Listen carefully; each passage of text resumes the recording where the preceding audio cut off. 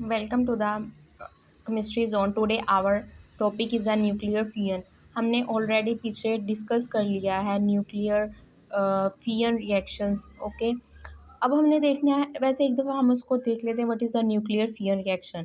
जो nuclear fission था, fission mean splitting, splitting मतलब क्लीव, उनकी ब्रेक डाउन। न्यूक्लियर मतलब न्यूक्लियस, न्यूक्लियस की ब्रेक डाउन करनी और उसको लाइटर न्यूक्लियस में कन्वर्ट करना, जिसकी वजह से एनर्जी रिलीज़ होती है। उस एनर्जी को हम डिफरेंट चीज़ों के लिए इस्तेमाल करते हैं, that is called a nuclear fission. लेकिन न्यूक्लियर फियन ऐसा अमल है जब two lighter atomic nuclei combine करते हैं और हैवी न्यूक्लियर प्रोड्यूस होता है। उसके नतीजे में जो large amount of energy release होती है, उस प्रोसेस को बोलते हैं न्यूक्लियर फियन। न्यूक्लियर फियन में भी एनर्जी रिलीज़ होती थी, लेकिन न्यूक्लियर फियन में सबसे ज़्यादा एनर्जी रिलीज़ होती है। ओके, अब हम देखते हैं कि ड्यूट्रियम एंड ट्रिटियम कंबाइन होते हैं तो हीलियम एंड न्यूट्रॉन और large amount of energy release होती है। इसका ये मतलब नहीं है कि हमेशा deuterium and tritium he combine करते हो दैन हीलियम बनता है, ऐसा कोई सीन नहीं है। ड्यूट्रियम में ट्रिटियम और हाइड्रोजन का जो फर्स्ट आइसोटोप है पॉजिट्रॉन, जिसको बोल देते हैं, वो भी कंबाइन होकर हीलियम में कन्वर्ट हो जाएगा। ये नहीं कि हमेशा न्यूट्रॉन ही रिलीज़ होगा इसका, और साथ लार्ज अमाउंट ऑफ एनर्जी। ये मोस्टली प्रोसेस न्यूक्लियर फ्यूजन का सन और स्टार में होता है। इन 1952 में जो फर्स्ट टाइम न्यूक्लियर फ्यूजन हुई थी, वो एक लाइटर आइटम्स ऑफ आइसोटोम्स को यूज़ करके हुई थी, कार्बन, नाइट्रोजन एंड ऑक्सीजन। इनमें चेंजिंग करके, इनमें डिकेइंग प्रोसेस करके, इनमें बीटा डिके होकर फिर दोबारा इसको बीटा पॉजिटिव डिके करके इसको हीलियम में कन्वर्ट किया था, एक और साथ कार्बन प्रोड्यूस किया था। ओके, हो the fusion work lighter nuclei of isotopes of the hydrogen में, तब ये दोनों कंबाइन करते हैं का हाई टेम्परेचर। न्यूक्लियर फ्यूजन कभी भी प्रोसीड नहीं हो सकता जब तक उसको एक हायर टेम्परेचर दिया जाए। इसलिए पहले हायर टेम्परेचर के लिए, न्यूक्लियर फ्यूजन के लिए न्यूक्लियर फ्यूजन रिएक्शन करना पड़ता है ताकि टेम्परेचर बढ़े। जब टेम्परेचर बढ़ता है तब ये रिएक्शन प्रोसीड हो सकता है, otherwise the reaction never ever be proceed in any case. ठीक है ना।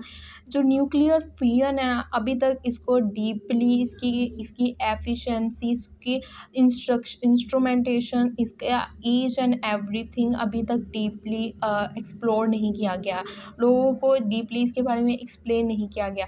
न्यूक्लियर फ्यूजन से एक बॉम्ब बनाया गया क्योंकि ये प्रोसीड ही करता है सन और स्टार में, और जो एनर्जी है वो रिलीज़ होती है, वो हम तक पहुंचती है इन द डिफरेंट फॉर्म्स में। ठीक है ना।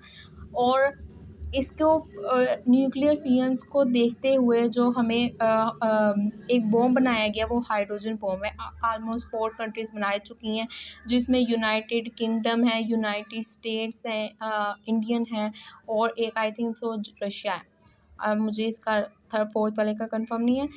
Hydrogen bomb is also called a thermo nuclear bomb. ठीक है, ये इज़ा वाइपन के तौर पे हो जाता है जब न्यूक्लियर फियन कर रहे हैं, हाई टेम्परेचर प्रोवाइड करें, न्यूक्लियर फियन कर देंगे तो ईच एंड एवरीथिंग जो न्यूक्लियर फियंस में क्या कहते हैं बच गई थी, वो भी तबाह बर्बाद हो जाएगी। Each and everything at become at this temperature plasma.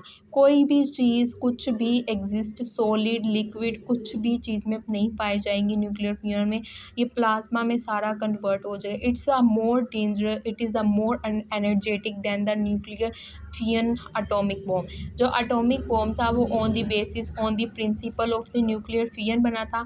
Hydrogen bomb बना हुआ था न्यूक्लियर फियन के तौर पे। ओके, ये फर्स्ट टाइम टेस्ट इन 1952, मतलब खुद बनाने की कोशिश की गई थी डिफरेंट आइसोटोप्स को यूज़ करके, उनमें मॉडिफिकेशन लाए के, और ये यूज़ किया गया था।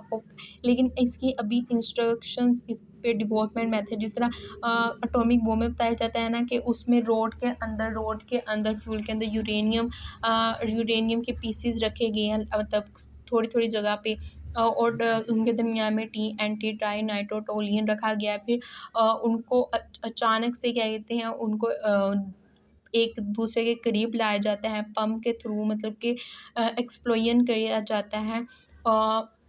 तो उसके बाद न्यूट्रॉन की बम्बार्डमेंट करवाई जाती है और जिसकी वजह से एटॉमिक बॉम्ब बनता है। लेकिन इसकी अभी तक इंस्ट्रक्शन जो है वो कभी अभी तक मंजिल आम पर नहीं लेके आए लोग। इसको अभी सीक्रेट ही रखी हुई है इसकी each and everything. Atomic bomb की नहीं बल्कि हाइड्रोजन बॉम्ब की। जो एटॉमिक बॉम्ब है वो तो हमें उसकी इंस्ट्रूमेंटेशन ईच एंड एवरीथिंग पता है। इसको कभी भी हम अपनी एनर्जी इसको कंट्रोलेबल प्रोसेस अभी हम इसको कंट्रोलेबल कैसे कर सकते हैं ये भी नहीं पता। इसलिए हम जो एटॉमिक बॉम्ब था, न्यूक्लियर फिजन रिएक्शंस था, न्यूक्लियर फिजन रिएक्शन जो था उसको हम कंट्रोलेबल भी बना सकते थे न्यूक्लियर रिएक्टर के थ्रू, ठीक है। उसको उसकी स्पीड अप कम कर सकते थे कंट्रोलर के थ्रू, जिसमें वाटर है उसको कूल डाउन करके, हीलियम गैसेस को यूज़ करके। लेकिन इसकी अभी तक कोई भी ऐसी चीज़ नहीं है कि इसको कूल डाउन किया जा सके, इसको कंट्रोलेबल किया जा सके, इसकी पावर एनर्जी के लिए इसको यूज़ किया जा सके। ऐसा कोई भी सीन नहीं है। उम्मीद करते हैं आपको ये अच्छा लगा हो। अगर अच्छा लगा हो तो लाइक कीजिए, सब्सक्राइब कीजिए और नई वीडियो का इंतज़ार कीजिए। इसमें